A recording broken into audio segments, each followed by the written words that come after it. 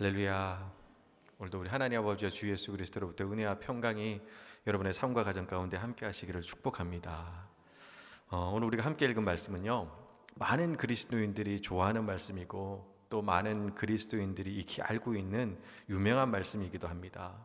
근데 그럼에도 불구하고 오늘 이 시간 이 말씀을 본문으로 정한 것은요, 말씀은 아는데 우리가 정말 이렇게 살아가지고 있지 못하기 때문입니다.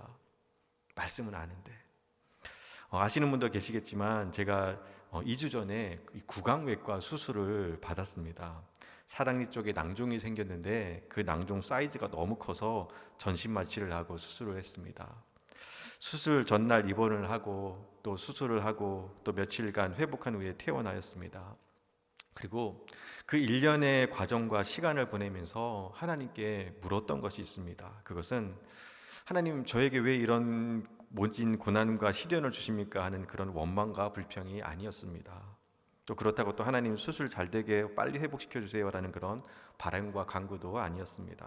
살짝 무섭고 걱정되는 것도 있었지만 그것보다 하나님, 이 시간과 이 경험이 수술대 앞에 있는 성도들의 마음을 헤아리고 공감할 수 있는 목회적 자산이 되게 해주세요라는 기도였습니다. 그러면서 하나님께 드린 기도는, 주님, 제게 한 말씀만 주세요. 그럼 제가 그 말씀 붙들고 이 모든 시간을 주님의 은혜로 고백하겠습니다 라고 기도했습니다. 그리고 그때 주신 말씀이 바로 오늘 본문 말씀입니다. 항상 기뻐하라, 쉬지 말고 기도하라, 범사에 감사하라. 이것이 그리스도 예수 안에서 너희를 향하신 하나님의 뜻이니라. 처음 이 말씀을 주셨을 때 솔직히 조금 실망했습니다. 뭔가 대단한 말씀을 주실 것이라고 기대했거든요. 근데 이 말씀을 묵상하는 가운데 제가 얼마나 반성했는지 모릅니다.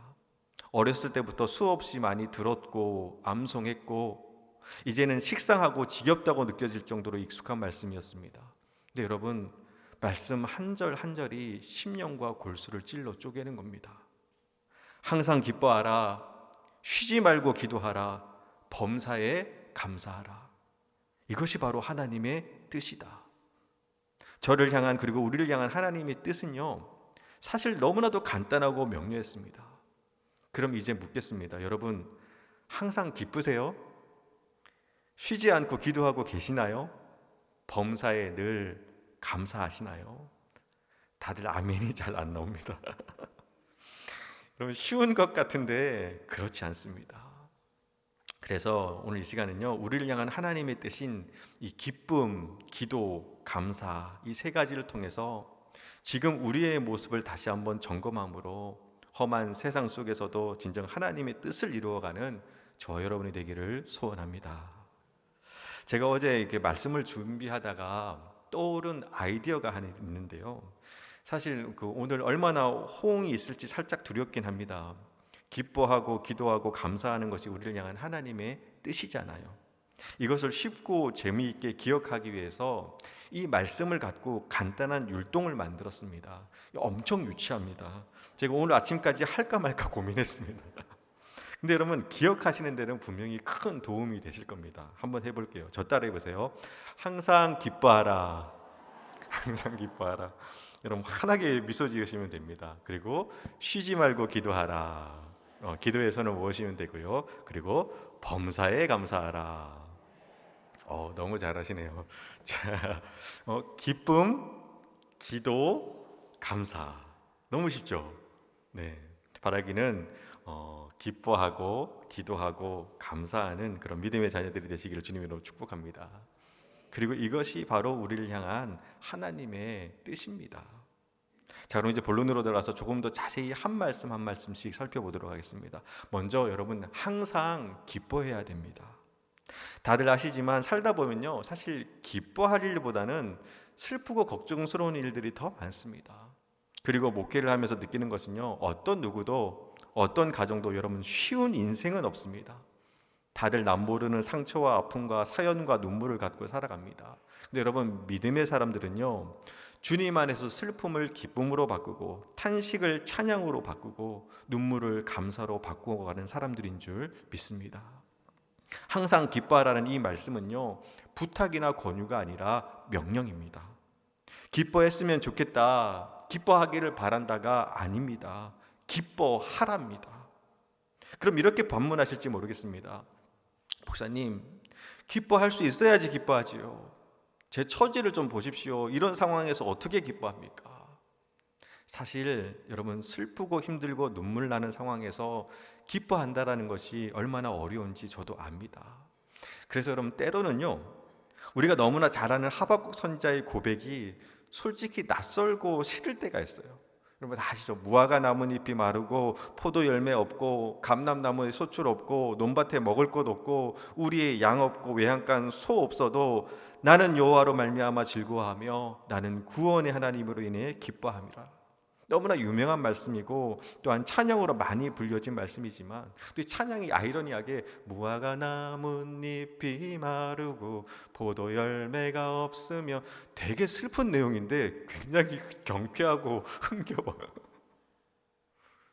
근데 여러분, 솔직히 아무것도 없는데 어떻게 기뻐할 수 있겠습니까? 아무것도 없는데. 이 노래가 은혜인 것은요, 내 이야기가 아니기 때문입니다. 지금 내 상황이 정말 아무것도 없다면 그런 상황에서 기뻐할 수 있을까요? 솔직히 어려울 것 같습니다. 그런데 여러분, 제가 말씀을 읽다가 발견한 너무나 큰 은혜가 있습니다. 그 은혜는요, 그 다음 절에 있습니다. 하박국 3장 18절에서 하나님으로 말미암아 기뻐하리로다 다음에 그 다음에 이어지는 하박국 3장 19절 말씀은요, 이렇게 시작합니다. 우리 화면을 참고해서 같이 한 목소리로 읽도록 하겠습니다. 주 여호와는 나의 힘이시라. 나의 발을 사슴과 같게 하사 나를 나의 높은 곳으로 다니게 하시리로다. 아멘. 주 여호와는 나의 힘이시라. 이 말씀이 너무나 큰 은혜였고 도전이었습니다.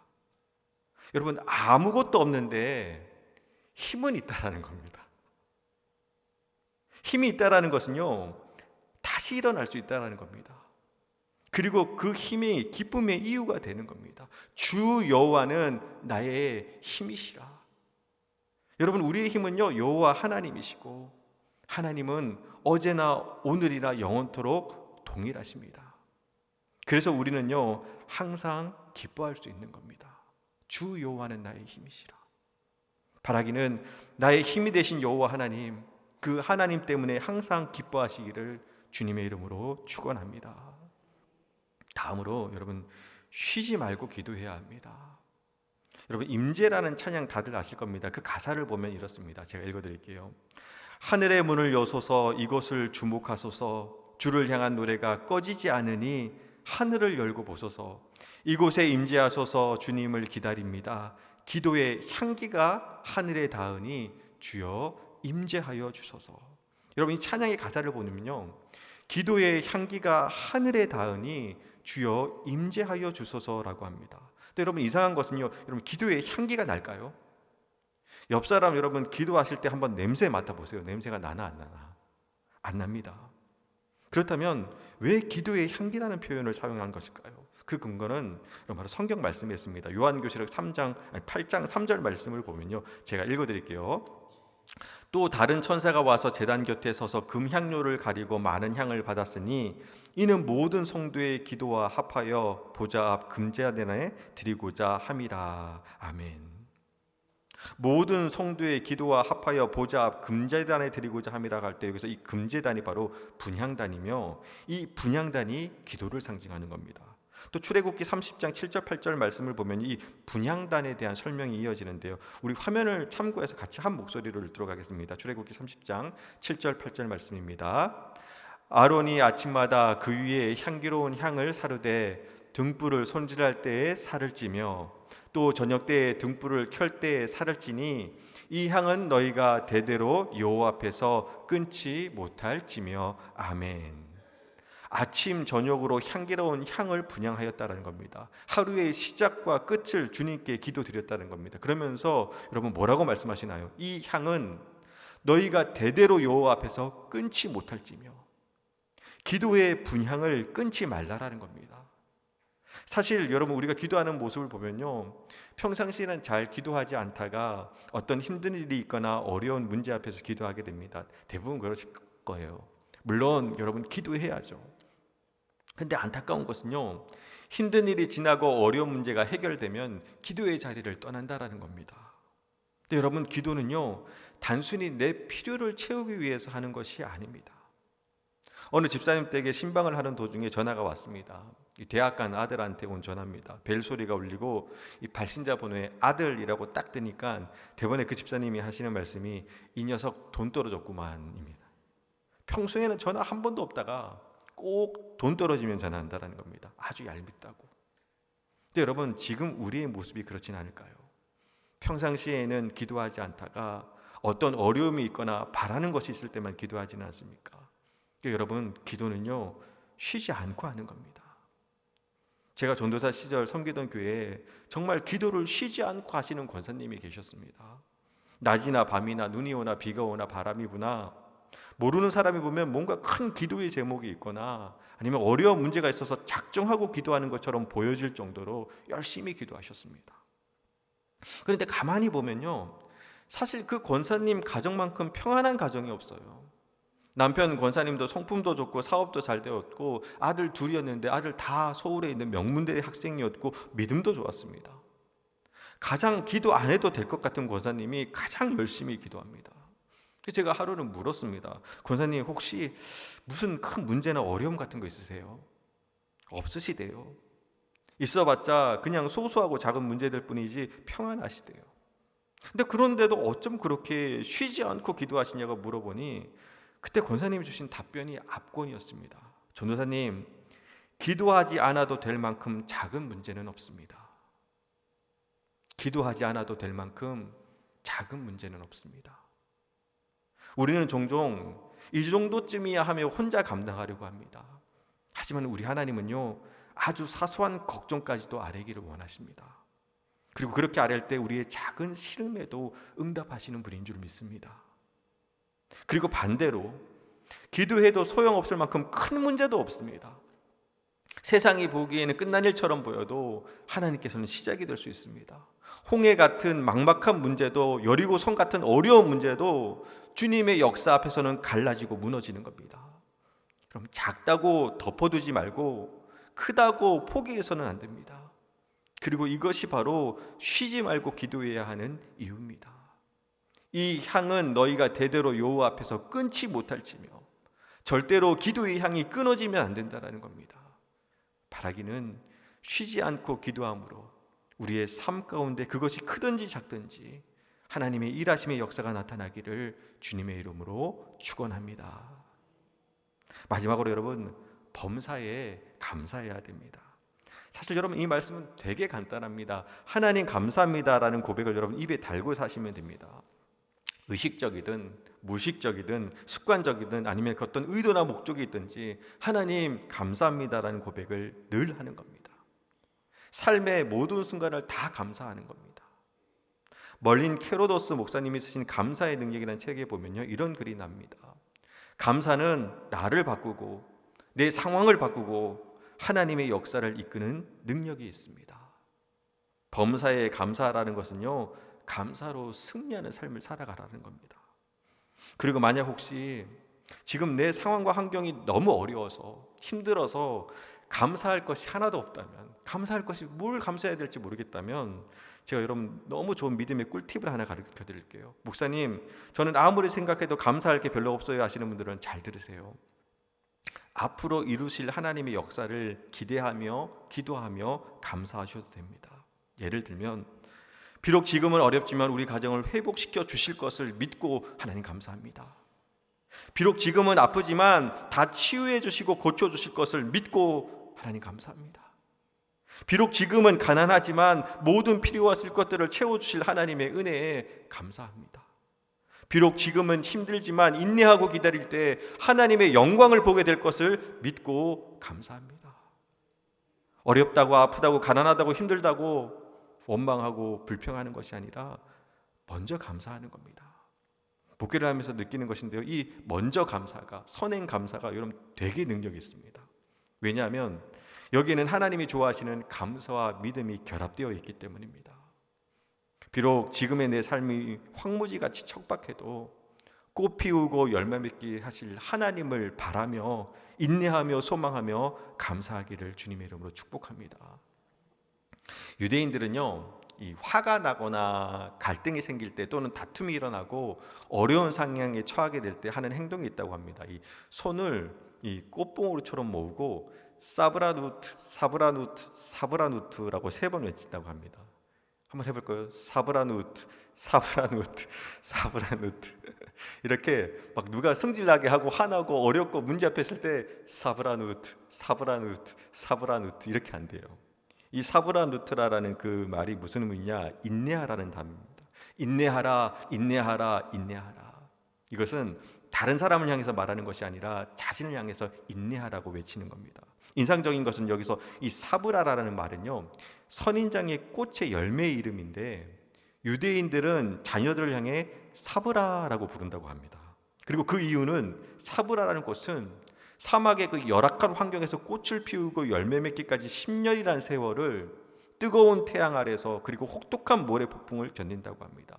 그리고 그렇게 척박한 환경에서 10년이라는 시간을 견디고 나면 그 누구보다 아름다운 꽃과 열매를 맺는다고 합니다.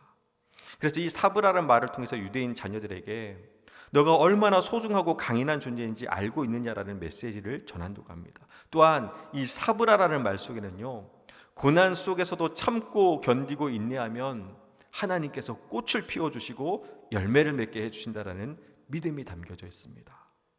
여러분, 고난 중에서도 우리가 감사할 수 있는 이유가 바로 여기에 있습니다. 사브라누트. 힘들고 어려운 상황 속에서도 하나님께서 꽃을 피워주시고 하나님께서 열매로 채워주실 것을 믿기에 감사할 수 있는 겁니다. 그리고 마지막으로 우리가 결정적으로 범사에 감사할 수 있는 것은요, 우리 하나님하고 한번 외쳐볼까요? 하나 둘 셋 하나님. 우리 예수님하고 한번 외쳐볼까요? 하나 둘 셋 예수님. 우리 할렐루야라고 한번 외쳐볼까요? 하나 둘 셋 할렐루야. 좋습니다. 여러분, 마음껏 예수님, 하나님, 그리고 목소리 높여 할렐루야를 외칠 수 있는 것만으로도 우리는 이미 감사하며 살아갈 충분한 조건을 갖고 있는 겁니다. 오래전 북한을 방문하고 돌아온 김진원 목사님이 이 라디오 방송에서 들었던 하셨던 간증을 들은 적이 있어요. 되게 오래전 얘기인데, 목사님은 그 북한 사람들의 실생활을 보고 싶어서 거리로 나갔다고 합니다. 한참을 걷고 있는데 뒤에 이상하게 돌아보니 허름한 옷을 입고 있는 여인 한 명이 따라오고 있었습니다. 목사님은 당국의 감시원으로 생각하고 그 여인을 떼놓기 위해 빠른 걸음으로 걸었습니다. 하지만 그 여인은 더 가까이 쫓아왔습니다. 그리고 인적이 뜸한 모퉁이 길을 도는 순간 갑자기 다가오더니 목사님의 귀에 대고 할렐루야 한마디 남기고서 바람처럼 사라졌습니다. 목사님은 그 자리에서 굳어버린 것처럼 서서 통곡하셨다고 합니다. 그 여인은 얼마나 할렐루야라는 소리를 해보고 싶었을까요? 남쪽에서 목사님 오셨다는 소식을 들었을 때 그 여인은 가슴이 터질 듯 기뻤을 겁니다. 그리고 목사님이 묵으신다는 숙소에서 그 여인은 몇 시간을 기다리는지도 모릅니다. 어쩌면 목사님이 안 나오실지도 모르는데 잠시라도 좋으니 그냥 목사님 보고 할렐루야라는 고백 한번 해보고 싶어서 기약도 없는 일을 그렇게 기다렸던 겁니다. 그리고 때마침 목사님이 나왔을 때 소리쳐서 할렐루야라고 외칠 수도 없었습니다. 먼 발치에서 따라가다가 수줍은 목소리로 목사님 귀에 대고 할렐루야 한마디 남기고 바람처럼 사라졌습니다. 사랑하는 여러분, 우리가 이렇게 모여서 아무런 위험 없이 자유롭게 예배드릴 수 있다는 사실, 언제나 어디서나 예수님을 부를 수 있고 하나님께 기도할 수 있다는 사실, 서로를 향해서 할렐루야라고 외칠 수 있다는 사실 하나만으로도 우리는 이미 감사의 조건을 충분히 갖고 있는 겁니다. 신명기서 33장 2절 9절 말씀을 보면요, 모세가 죽기 전에 이스라엘 백성들을 향한 마지막 축복의 말씀이 나옵니다. 신명기 33장 29절 말씀, 우리 화면을 참고해서 같이 한 목소리로 읽어보도록 하겠습니다. 이스라엘이여 너는 행복한 사람이로다. 여호와의 구원을 너같이 얻은 백성이 누구냐? 그는 너를 돕는 방패시오 내 영광의 칼이시로다. 내 대적이 내게 복종하리니 내가 그들의 높은 곳을 밟으리로다. 아멘. 이스라엘이여 너는 행복한 사람이로다. 여호와의 구원을 너같이 얻은 백성이 누구냐? 근데 여러분, 현실은요, 아직 하나님이 약속의 땅을 취한 것도 아닙니다. 여전히 넘어야 할 산들이 수두룩하고요, 도처에 수많은 적군들이 진을 치고 있는 상황입니다. 그런데 모세는요, 이스라엘 백성들을 향해서 선포합니다. 이스라엘이여, 너는 행복한 사람이로다. 여호와의 구원을 너같이 얻은 백성이 누구냐? 그런데 오늘 저는요, 여러분에게 동일하게 선포하고 싶습니다. 사랑하는 여러분, 우리는요, 행복한 사람입니다. 여호와의 구원을 우리같이 얻은 백성이 누가 있겠습니까? 아직도 여전히 우리의 삶 가운데 수많은 문제들과 어려움들이 산적해 있지만, 여러분, 하나님이 독생자 예수 그리스도를 십자가에 내어주심으로 우리의 모든 죄와 허물을 씻어주셨고 우리를 자녀 삼아 주셨습니다. 뿐만 아니라 영원한 생명과 천국을 유업으로 주셨습니다. 거기다가 어디서든지 내가 너와 함께 할 것이라고 약속하셨습니다. 그러니 어찌 감사하지 않을 수 있겠습니까? 우리는 범사에 감사할 수밖에 없는 존재들인 겁니다. 오늘 말씀을 마무리합니다. 사실 오늘 말씀은 너무나도 유명한 말씀입니다. 달리 더 설명하지 않아도 믿음 생활 하시는 분이라면 다 하시는 말씀. 항상 기뻐하라, 쉬지 말고 기도하라, 범사에 감사하라. 우리 아까 배운 거 한번 복습해 볼까요?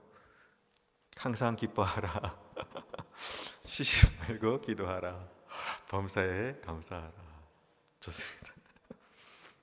근데 여러분, 우리가 이 말씀 접할 때마다 우리는 대수롭지 않게 그래, 뭐 기뻐하면서 기도하면서 감사하며 살면 되지 뭐 하고 무심코 넘깁니다. 근데 여러분, 정말 이 말씀대로 한번 살아보세요. 결코 쉽지 않으실 겁니다. 항상 기뻐하지 못하고 있고요, 때로는 기도하고 싶어도 기도가 안 나올 때도 있습니다. 감사할 때보다는 원망과 불평하며 살 때가 더 많습니다. 교통사고로 아들을 잃은 한 집사님이 그런 이야기를 하시더라고요. 목사님, 자기는 성경 말씀 중에 오늘 이 말씀이 제일 부담스럽대요. 자기는 차라리 구약시대처럼 속죄제, 속건제 막 제물 양들 바치라고 하면 자기는 오히려 그게 더 쉬울 것 같대요. 그러면서 하시는 말씀이, 목사님, 항상 기뻐하라고 하시는데 어떻게 자식을 잃고 기뻐할 수 있겠습니까? 쉬지 말고 기도하라고 하셨는데 아무리 기도하려고 엎드려도 마음이 무너져서 기도가 한마디도 안 나오는 걸 어떡합니까? 범사에 감사하라고 하셨는데 차라리 날 데려가시지 왜 내 아들입니까? 라는 원망밖에 안 나오는데 어떻게 감사합니까? 라고 하시는 겁니다.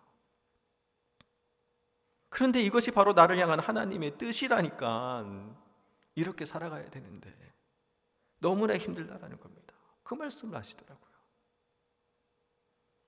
근데 사실 여러분, 그래요. 오늘 이 말씀은요, 편하고 잘 될 때 한 말씀이 아닙니다. 오늘 이 말씀의 본문인 데살로니가 전서는 로마 네로 황제의 광기가 막 극에 치렀을 때, 기독교 박해가 가장 절정에 이르렀을 때 썼던 서신입니다. 내 친구와 동료와 가족이 감옥에 갇히고 화형당하고 사자와 맹수들에게 찢겨 죽임 당하는 그 비참한 현실 앞에서, 그래서 너무 힘들어서 주님 빨리 오세요라고 부르시던 그 상황 속에서 데살로니가 교회 성도들을 향한 바울의 권면이고 부탁이고 명령이었습니다. 항상 기뻐하십시오. 쉬지 말고 기도하십시오. 범사에 감사하십시오. 이것이 바로 우리를 향한 하나님의 뜻입니다. 그리고 이 시간 저도 여러분에게 권면드립니다. 살다 보면 슬프고 눈물나고 억울한 일 당하기도 할 겁니다. 그러나 여러분, 기뻐하십시오. 또 마음이 무너지고 절망스러운 상황 속에서도 기도의 향기가 끊어지지 않게 하십시오. 그리고 마지막으로 부탁드립니다. 감사하세요. 여러분의 삶이 감사로 시작해서 감사로 끝날 수 있기를 주님의 이름으로 소원합니다.